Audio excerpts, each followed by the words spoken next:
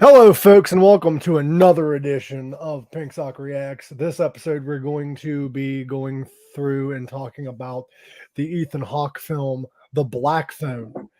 And before we do this, I would like to do a little bit of trivia about this movie before we dive into it. This movie is actually based on the short book by Joe Hill called The Black Phone. Now, do you know who Joe Hill is, Greg? I'm just going to get this out of the way. I should have waited till the end, but No, it's not related to Jonah Hill, is it? no, his real name is Joseph Hillstrom King. He is the son of Stephen King. No way. This movie is That's based. pretty cool. Yeah, this movie is technically a movie by the son of Stephen King. Even though I don't think he had anything to do with the movie, but the book is just like the movie. It's just a short book. They added more elements to it. But that's a little fun trivia. Stephen King's son wrote this.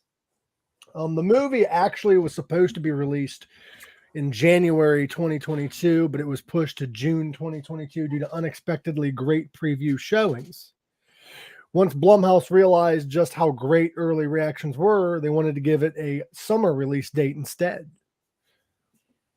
because there'd be more people in the theaters. Yeah.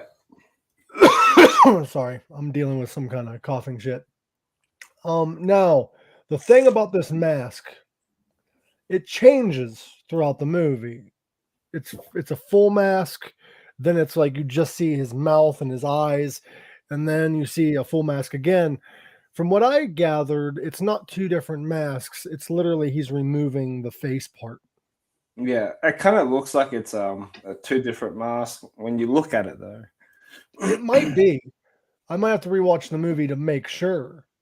Yeah. But now there is one character that we do not really see. The paper boy is kind of a reference to Johnny Ghosh, who was a paper boy in Iowa, who was en route with his dog, Gretchen, and disappeared. The dog was found later. However, the paper boy was not. Yeah. Now, Ethan Hawke's character is loosely based on John Wayne Gacy. The script of this movie, fun fact, was written in 6 weeks and shot in 33 days. That's quick. Yeah, the movie was shot in 33 days. The script was done in 6 weeks. And this movie, I will say, before we even dive into it, excellent movie.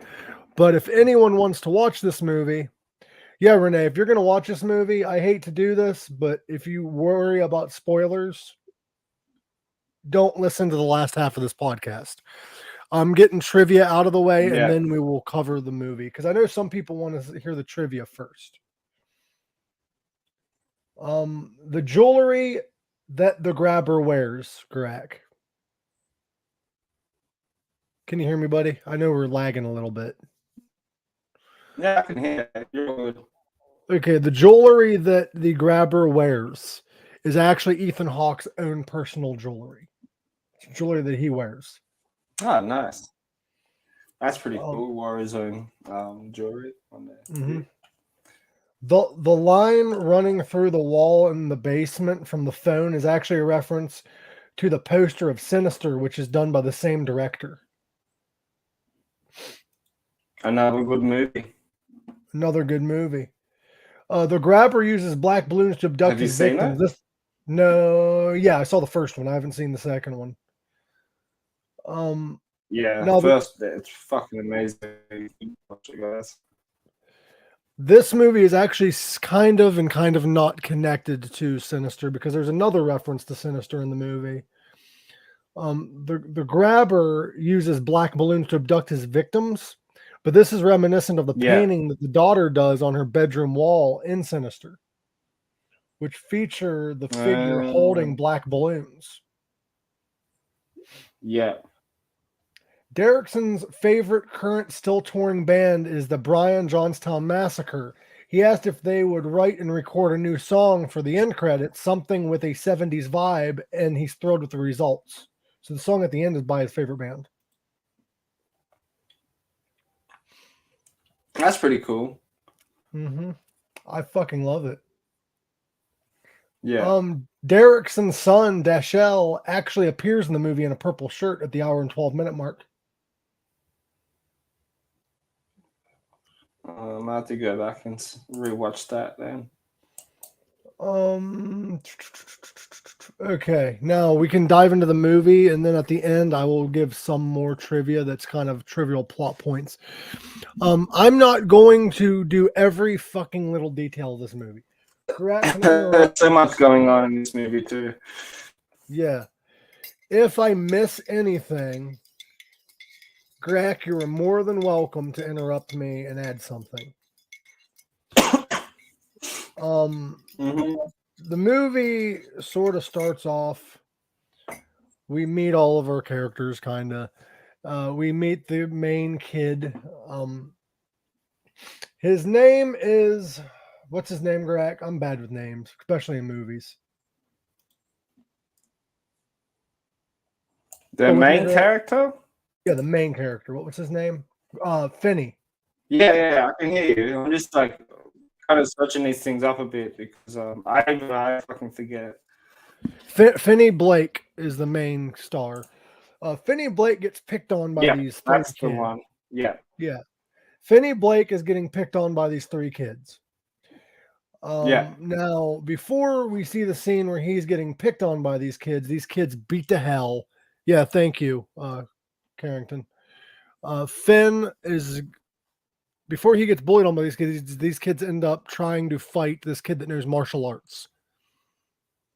And the kid whoops the big guy's ass. They end up meeting him in the bathroom, Finn in the bathroom, and that kid comes out and said, "You guys fuck with Finn, you fuck with me." And they all leave. Well, earlier on, this kid who's a baseball player gets kidnapped by the grabber. Then we end up seeing, Finn getting picked on. We learn about his home situation. His dad's very abusive. His father beats the hell out of his sister, whom has these dream visions that come to be reality. So there's some like paranormal going on here, or some like, there's some fuckery going on. Yeah. There's like some supernatural shit going on. Well, she's having these dreams, and all the dreams are like the kids being kidnapped. But her dad beats it out of her because apparently her mom had the same thing, and her mom ended up unaliving herself. I don't know if I'm allowed saying it on YouTube, but she unalived herself because she was having these visions and it made her go crazy. So he tries beating it out of his daughter. His daughter ends up breaking his alcohol, and he ends up having just orange juice as a drink instead of his cocktail. Now, Finn ends up finding out that his old buddy that protected him is now another victim of the grabber. He ends up kidnapping his buddy. So now at school, he's getting the shit beat out of him by these three kids, nobody to protect them. That girl that fucking is part of that fight is fucking badass. She picks up a brick and smacks the kid in the face with it. Yeah, and she falls on swears as well. It was wild. The word fuck is used, I think, 30 times in this movie, and most of them are by Finn's sister. Yeah, I know. What did she say when she went up to those guys when like her brother was getting beaten up? I forget what she said. She said something. She goes, get out of the way, fuckface, or whatever it was. Yeah, I can't remember what it was.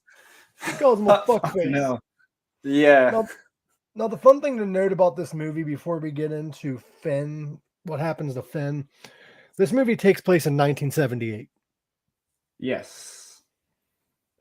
So it's very much easier for a criminal like this to get away with this type of crime. I think that's why they had it take place in 1978. Yeah.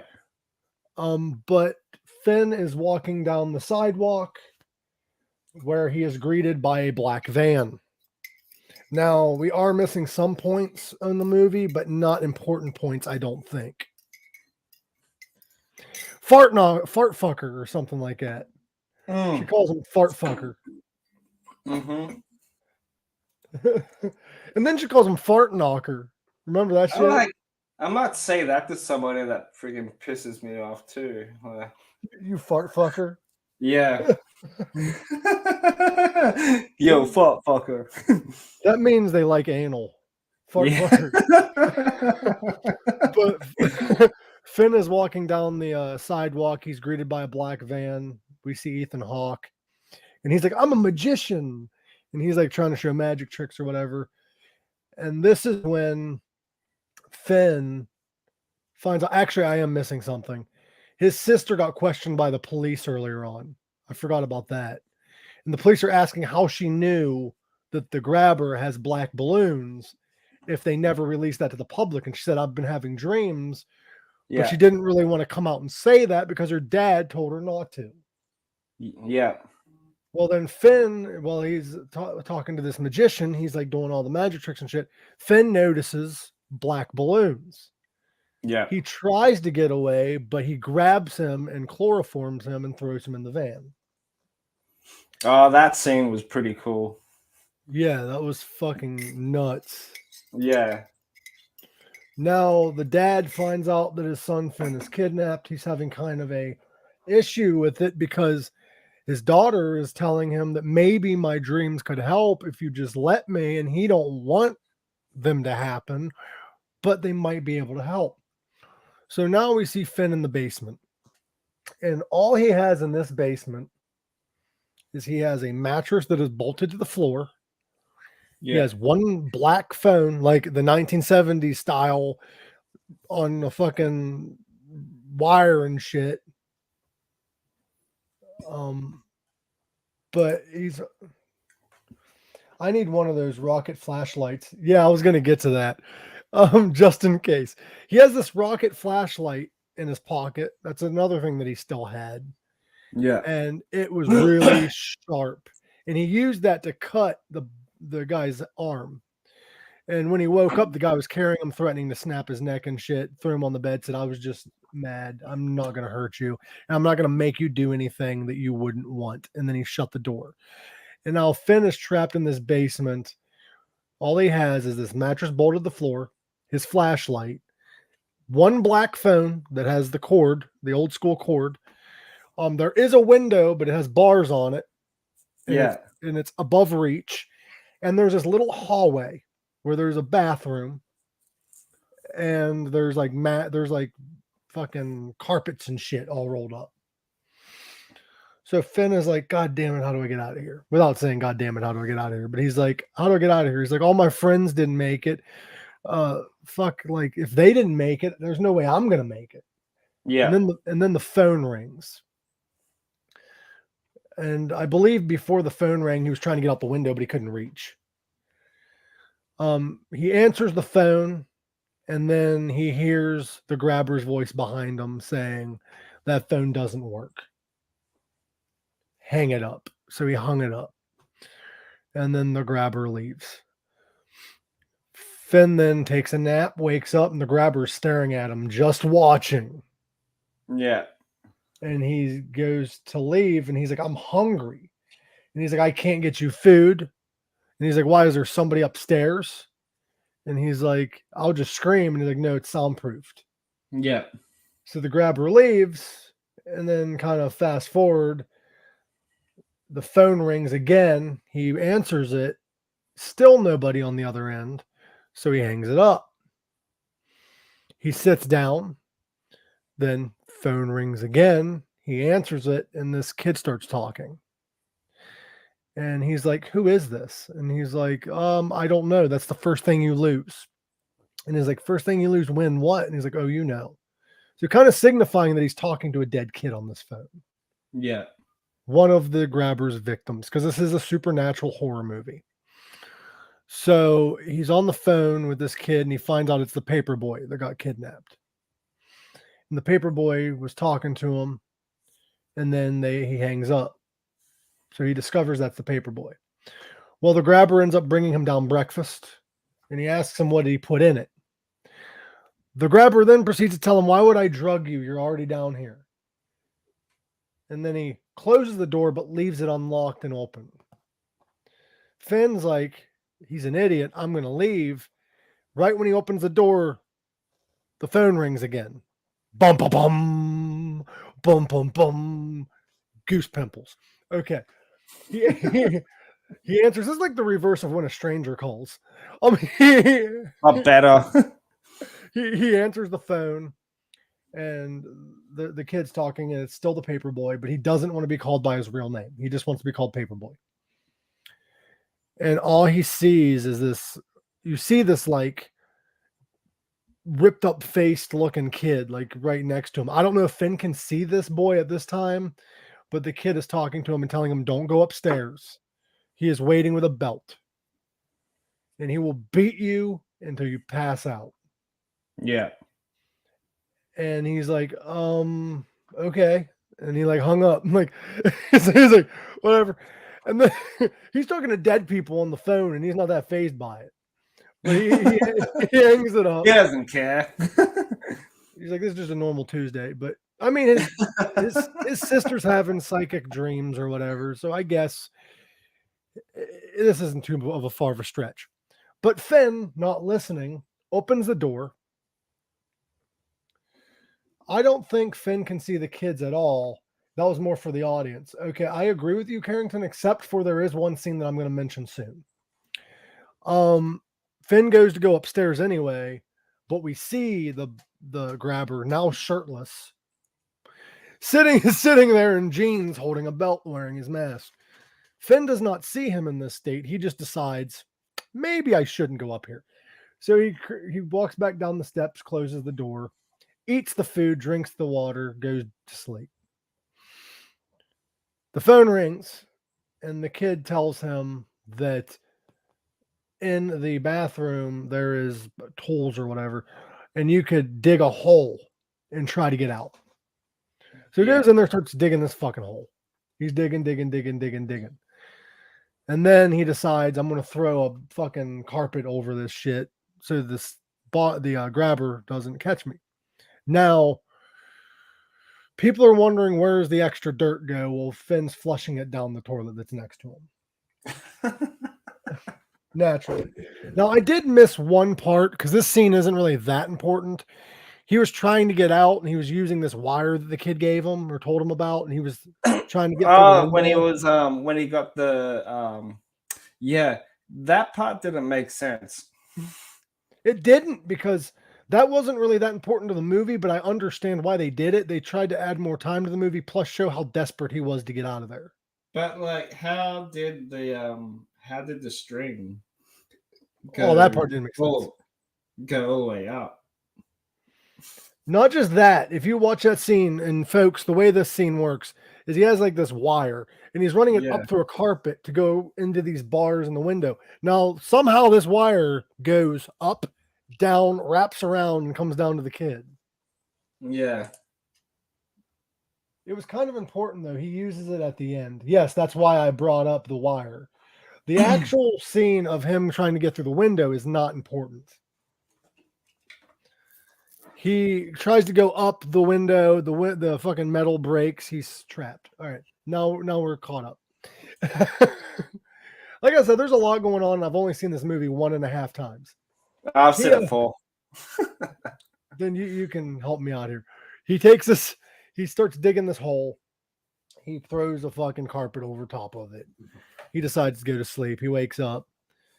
The phone rings again. After the grabber comes and goes. He comes and goes sporadically just to leave the door open to play games with this kid, I guess.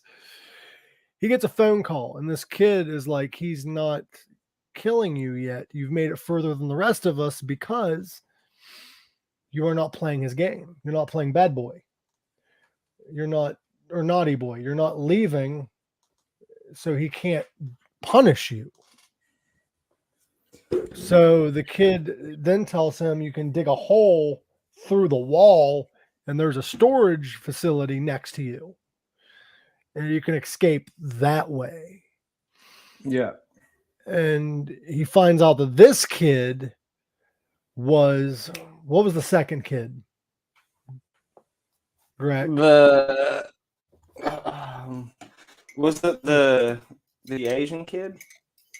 No, the Oh, second was kid. the other kid, that one that was beating up that dude in the pinball. Vance was the second kid.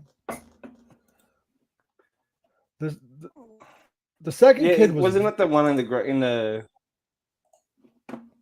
He No, was Vance, the kid that beat up that guy that fucked up his pinball machine, right? Yeah, Vance was the one with the curly blonde hair.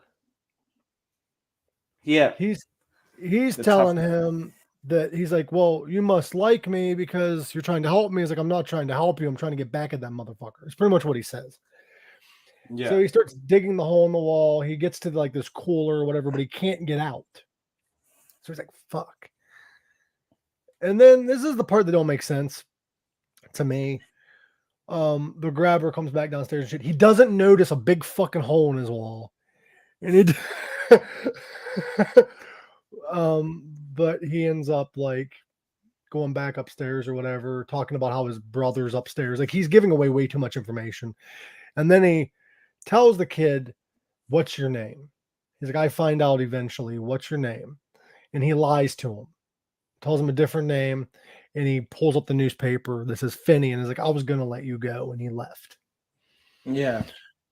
Finney then gets a call, and this time it's his buddy. It's his best friend. The guy from earlier, the karate guy. What was his name again? Griffin? Yeah. He ended up talking to him, and he's like, you know what you need to do? Robin. Sorry, Robin. I'm bad with names in real life, people. His name's Robin. He knows martial arts and shit, and he's talking to him, and he's like, I didn't last as long as you did. The way that you're going to beat this man is you're going to take that phone, fill it with fucking dirt. You're going to put the receiver back on, and you're going to fight this guy. Thank you, Carrington. I truly appreciate it. He has the phone, and he's going to fight him, and he's learning how to fight through a ghost. This is why I kind of think he can see the ghosts, because he's learning through the ghost. And there's also a scene where he sees one of the kids upside down with blood coming out of their mouth. So I think he can see some of the ghosts. Yeah. But he's learning how to fight with this kid, and he's learning how to punch and shit. Well, the grabber, now at this point, his sister is getting more involved, and she leads the police to this house. Now, at this point, the grabber's downstairs with one of the victim's former dogs, the newspaper boy's dog. Now, it's important to note in this story that his brother is also big into figuring out how to investigate these crimes. Yeah. Like he's trying to solve them. Now, the grabber goes down there. Now, the first time he goes down there, like not the first time ever, but like he goes down there towards this scene of the movie. He goes down there, then he goes back up to go to work. He leaves for work. His brother starts adding one and one together. He goes downstairs and notices the kid. And he's like, oh my God. He's like, you're that boy. Oh my God. And the kid starts freaking out. And here comes him with a fucking, what was it? An axe. Axe, yeah. It hits him right in the head with it. He's supposed to be at work, but he wasn't. Yeah. He that kills was his brother too, by the way. It was his real brother? Yeah, it was his brother. He hit his brother in the head, and he was like, you made me do this. That was my idiot. He may have been an idiot, but he was my idiot. Yeah, that was a good line, that one. Yeah.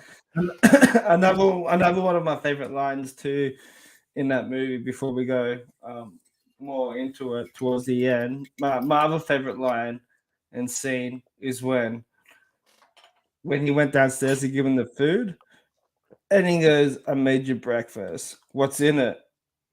Salt and pepper. What'd you put in it? Salt and pepper? Yeah. Me and my mate fucking laughed at that so hard. Why would I drug you? You're already here. Yeah, like it's like he has a point. Seasoning. But he was standing there, and he had the newspaper boy's dog, and he chained the dog up. He's like, I was going to make this quick and painless, but I'm not going to do that. And he's basically going to fucking beat this kid to death, I guess is what he's trying to do. And the kid has the phone receiver, and he has the cord. Yeah. From earlier. That's the only reason that window scene's important, because he had the cord. He goes running. He jumps over the carpet. The grabber, who doesn't know about the hole, is running. He hits the fucking carpet, breaks his ankle. Yeah, that was gnarly, that. And then this kid just starts beating the shit out of him with his phone. Yeah. Like just beating him and beating him and beating him. Now, it's fun to note, though, something I didn't notice until watching it this half of a time that I watched it, because I didn't get to watch it the whole way through the second time. The kid did mention earlier that the grabber can hear the phone ring, but he's in such denial that he doesn't think it's actually ringing. So he can hear it. Yeah. But in this scene, this is an absolute fire scene. You are right, Carrington. He starts beating this guy in the fucking face, and he's trying to fight back, and he's beating him. He's beating him. Then he takes that fucking cord, jumps over the grabber, grabs him by the throat, starts choking him. Then the phone starts ringing, and they both hear it. And the kid's like, "Hey," Finn's like, "Hey, it's for you," and puts the phone up to his head. Now, we learned before this scene that the police was led to the wrong house. That girl had the wrong house. Now, this is very reminiscent of Silence of the Lambs. Because when this kid kills the grabber with the phone, and the kids are all like, "We will meet you soon, motherfucker," or whatever they said. It was like a cool scene. I think it's still goes, your time is up, motherfucker, or something like that. Some shit like that. But they're basically saying we'll meet you soon. Yeah. But he kills the grabber, and all the cops are at the wrong place. Now we find out, very reminiscent of Silence of the Lambs, by the way, that the bodies were buried somewhere else from where he was killing them. This just happened to be the decoy house where they're buried. In Silence of the Lambs, they had a decoy house, and they're buried elsewhere. Now, just happens to be, though, that the grabber's house is across the street. So Finn kills the grabber, throws meat that he found in the cooler, because on the other side of the wall there was a cooler he could get to. He threw this meat. The dog got distracted. He ran upstairs, and he got the fuck out of the house, because there is a coding on the door, which he almost escaped previously, by the way. I forgot to mention that. There's like a padlock. He used it. He escaped the house and almost got killed by the grabber with a knife. I forgot to mention that scene. There's so much going on. But he uses the little lock, unlocks the door, escapes. They see him. Now, I watched this with my friend Carrington, and she said that it would be fucking hilarious if it ended with the girl running across the street and getting hit by a car. Oh, Jesus Christ, man. But that's not how it ends. That's not how it ends, though. She runs across the street. That was a deleted scene. But they run across the street. She's greeted with her brother who survived, and then they discover the grabber and all that shit. And the brother's dead body. Now, you know what I thought would have made this movie cooler? If the kid would have been really demented, and while that dog's eating the meat, the kid walks up and unchains the dog and shuts the door and leaves this rabid dog in there just to eat and pillage everything in that room. Well, that's how my brain works. Well, that scene where the little girl was getting beat up, getting hit by her dad with the belt, was hard to watch, though. That was very hard to watch. But she acted so fucking well in that scene. Yeah, and how old is she? Like only 13 or something? Like, she's a great actress. 12, 13 or whatever it was. Like, fuck, man, she's gonna be a very good actress, in many years to come. And I think both of those kids were good. I think everybody that was in that movie was great. That scene actually had me and her both fuming. We're like, what the fuck? It's pretty wild, but I did some research as well. So you remember how we were saying that there could be a sequel? Yeah, or no, not a sequel, a prequel. Well, I heard there might be a sequel. How? He's dead. So from what I've read, so in June 2022, Derrickson said that while Hill was protective of his story, author pitched him wonderful idea of a sequel. Since of the success of this movie, Hill said his inspiration to writing a sequel was based on the iconic imagery of the Grapper's Mask. But my thing is, no, Silence of the Lambs had a sequel, but that's because you had another killer that you could follow. This one would be hard to follow because the killer's dead. Unless there was like a copycat. Maybe. Now, what I did mention earlier, and I think some of the people that's listening now missed it. You can hear it when you go back, but this movie is based on a short book by Joe Hill, who is the son of Stephen King. He uses the name Joe Hill, I think, so he's not connected to his father. He wants his own success, is what I'm assuming. It's not safe for me to assume, but that's just what I assume. So what if Joe Hill is the writer of Black Phone 2? Maybe. That'd be pretty cool. Like, let him write it. Yeah, but it'll be good. But I reckon a prequel will be really, really good. Like, I'm assuming correctly. Okay. See, there's a lot of famous authors whose children use other names or use stage names so that they're not connected. It's not that they're not proud of their parents; they just want their own fame. Yeah, exactly. They don't want to be known for being that, famous son of their dad. They also don't want those critics to say you're only famous because of your last name. Yeah, that's just dumb. Like see, if I was in that situation, I would change it to Dwayne Johnson because then I wouldn't know who I am. You should change your name to Adam Johnson. Yeah. Adam the Grack Johnson. Yeah, they wouldn't know who that is. Like, come on, man, he's a nobody.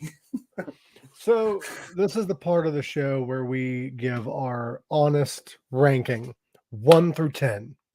Yeah. What do you rank it? Easy. 9.5 out of 10. 9.5 out of 10 for me too. It's it is one of my favorite recent horror movies I've seen. Yeah, for sure. Now, one of my top 5 movies, but it wouldn't say it was like a horror movie to me. And I said this to my mate after when we finished watching this, we were chatting to this on the way home. It's more of a psychological thriller. Yeah, it's more of a psychological thriller because honestly, you only really see one death. Yeah, to me, it had that Pennywise vibe to it too. It did, and a lot of people are connecting it to Pennywise because definitely was the personality. Yeah, his personality switching in that movie was spot on too. Mm-hmm. And he's acting, bro, very underrated. Do you want to announce our next movie we're going to be reviewing for next week? Oh shit, yeah. Next week, the bear that wears no pants. Like, me and Garak have this thing where we will review horror movies that are either A, meant to not be good, or B, people aren't sure if they want to watch it, so we watch it so you don't have to. So next week's version of that, and do you want to do this every other week where we review a movie so other people don't have to? Yeah, I like it. We can review movies that's like 1,000 years old and people won't watch it, but they'll probably watch us. Okay, so next week we are going to be reviewing Winnie the Pooh, Blood and Honey. Yeah. Oh, I was going to pop up the picture when you say that, but Winnie the Pooh, Blood and Honey. It is about. Now we're going to say this on the show too next week, but the movie is about your lovable Winnie the Pooh and Piglet, but not lovable in this movie. Christopher Robin meets these human animal hybrids in the woods when he's a kid, and they're like they're babies at that time or young at that time. So he like pretty much raises them through his own childhood and they're raised together, but he's keeping them hidden from his parents because they wouldn't believe him. Well, he ends up running off to college and he leaves them behind to fend for themselves. And he thought, I'm just going to go back and things are going to be cool after 5 years. Spoiler alert, they're not fine. No. From what I saw from the clips, I can understand why people were angry.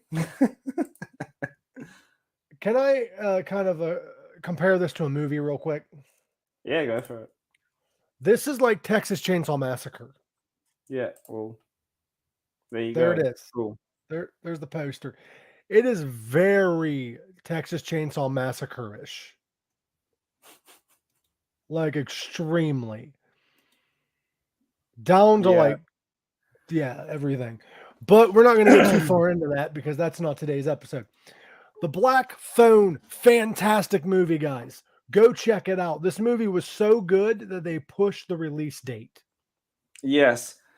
So do yourself a favor, kids. Go and grab your parents, grab your ex-partners, grab your grandparents, grab your haters and watch this movie. Grab your loved ones, grab your fuck buddies, grab your family, grab whatever you want. I can't wait. Switch. and go see this fucking movie. This movie this movie had a $16 to $18 million budget. It got 161.4 million. Yeah, that's pretty impressive, man. That did better than Halloween Ends. By the way, this movie, from what I've heard, is better than Halloween Ends. Fucking probably Winnie the Pooh Blood and Honey was better than Halloween Ends. I'll get to it next week. Grinch Stole Christmas was better than fucking Halloween Ends. And Grinch Stole Christmas came out, what, 15 years ago? Oh, you're talking about the Jim Carrey one? Yeah. Yeah. But guys, go check out this fucking movie. It is incredible. Ethan Hawke is such a great actor. And this is his first movie where he's the bad guy. Yes. And go and watch The Sinister. The Sinister is always it was a great movie. I'm pretty sure he said that The Sinister pretty much boosted up his career. Yeah, because the only other movies that Scott Derrickson, he's the one that did this movie. Yeah. The other movies he did was Doctor Strange, Deliver Us from Evil, Sinister, The Day the Earth Stood Still, and The Exorcism of Emily Rose. So he did a lot of good. That's another good movie as well. Which one? The Exorcism of Emily Rose. I don't think I saw that one.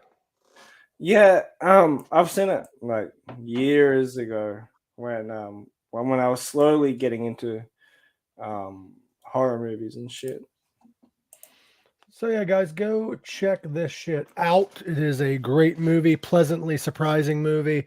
And Garak, we'll see you Monday. We really don't have anything planned for Monday's episode yet, so stay tuned once we get shit together. Is there before we finish up, is there any movies that you recommend to someone to go and check out? Movies that we're not reviewing yet?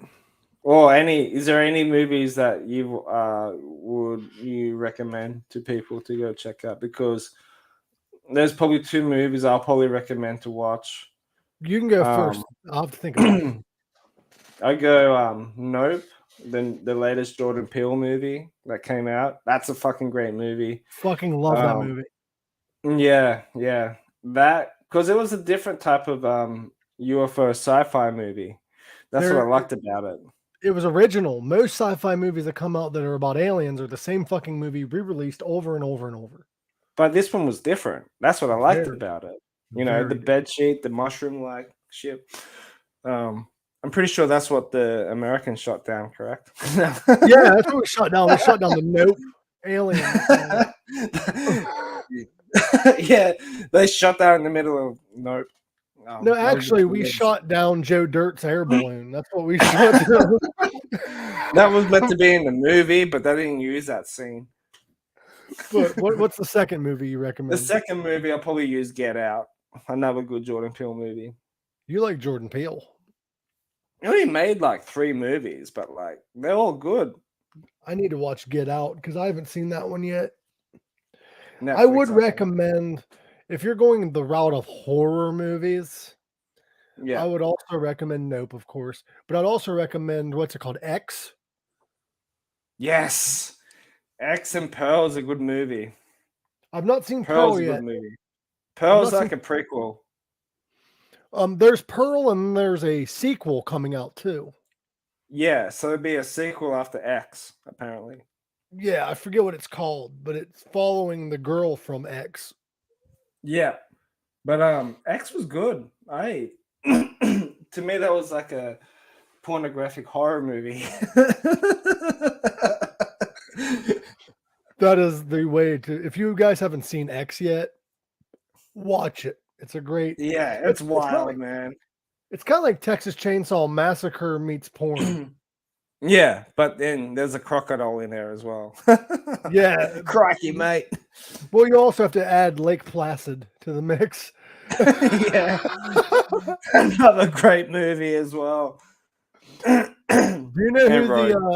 you know who one of the main villains is in, well, not villains, but one of the main bad people in Lake Placid is? The crocodile? Fucking Betty White. Oh, that too, yeah. She's like Jason's mother. She is, like, she's feeding people this fucking croc. Yeah. To me, that was like watching Friday the 13th, like the first Friday the 13th. But like Betty White's Jason's mother and Jason was the crocodile. The way we compare movies is fucked up. That'd be like saying, like, oh, the movie Black Phone, it's like, it reminds me of Barney the dinosaur. Where like Pennywise. Yeah, where Ethan Hawke is like Barney. What? Get in my truck. Oh, another cool scene in that movie too, when that kid was running out of the fucking house. Then the guy wakes up, Ethan Hawke wakes up, gets in his van, crash tackles him, and goes, and then pins him down and goes, I'm gonna gut you up like a pig and then strangle you with your own intestines. And I'm like, if you make a noise. Yeah, I'm like, whoa. He pulled that knife pretty deep from his pants too. Like that just wasn't a knife, bro.